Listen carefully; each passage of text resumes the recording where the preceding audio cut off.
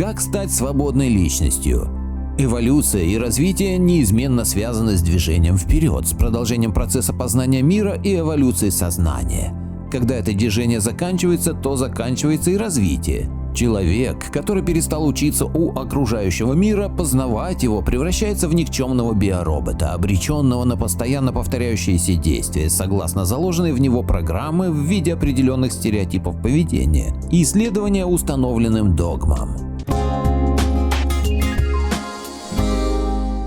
Не случайно доктор психологических наук Джо Диспенза задается следующим вопросом: почему в этом бесконечном море потенциальных возможностей мы продолжаем повторять все те же действия? И это действительно удивительно, учитывая тот факт, что мы сами добровольно отдаем бразды правления своей судьбой не только властимущим, но и тем силам, которые много столетий назад создали на нашей планете систему инфернальной паразитической власти, с помощью которой захватчики и оккупанты осуществляют глобальное управление человечеством и используют простых людей в качестве энергетических дойных коров или живых батареек.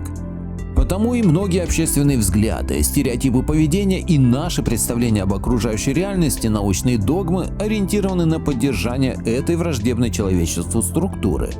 Это хорошо объясняет тот факт, почему многие ортодоксальные ученые, вместо того, чтобы развивать и расширять научную парадигму, занимаются яростной защитой безнадежно устаревших и весьма сомнительных догм, которые уводят нас в сторону от подлинного знания о мире и происходящих в нем процессов.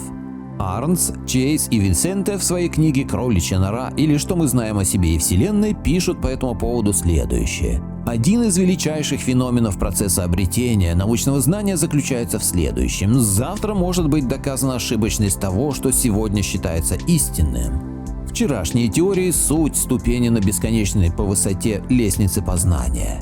Она – основа для создания новых, более продвинутых и высоких научных описаний реальности. Именно это имел в виду сэр Исаак Ньютон, когда говорил: «Если я и могу видеть дальше других, то только потому, что стоял на плечах у этих гигантов».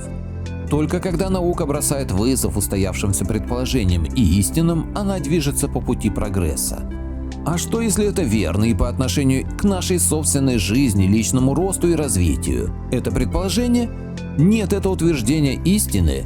Когда человек выходит за рамки привычных представлений о самом себе, он внутренне растет и развивается настолько успешно, насколько велика его решимость двигаться вперед и вверх. Это объясняет, почему индейский маг Дон Хуан, учитель известного антрополога Кастанеды, обращал большое внимание на разрушение привычной картины описания мира, как на необходимый элемент не только магического обучения, но и прекращения бесполезной траты нашей свободной энергии. Ведь именно эту энергию и используют для своей подпитки сущности-паразиты, навязавшие нам образ жизни биороботов. Созданная ими с нашего молчаливого согласия пирамида власти представляет из себя глобальную планетарную темную сеть. Все звенья этой темной сети ориентированы на ее защиту и поддержание, а также на подпитку своих хозяев. Вот почему на нашей планете не прекращаются кровопролития в виде войн, революций, бунтов и прочих социальных потрясений. Вот почему нас постоянно пугают различными страшилками от конца света до массовых эпидемий, мировых войн и кризисов.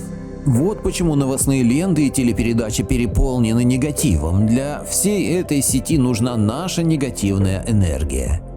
Неужели непонятно, что нас просто используют в качестве дойных коров? А если мы вместо того, чтобы поддаваться на весь этот негатив, настроимся на позитивный лад и начнем излучать позитивные энергии? Будет ли такая энергия съедобной для темных сущностей паразитов?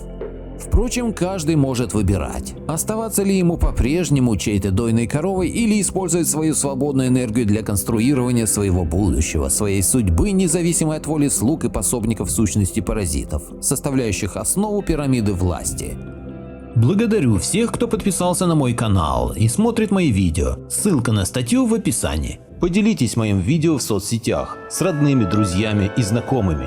Люди имеют право знать все точки зрения. Всем спасибо за внимание, буду рад вас видеть на своем канале снова.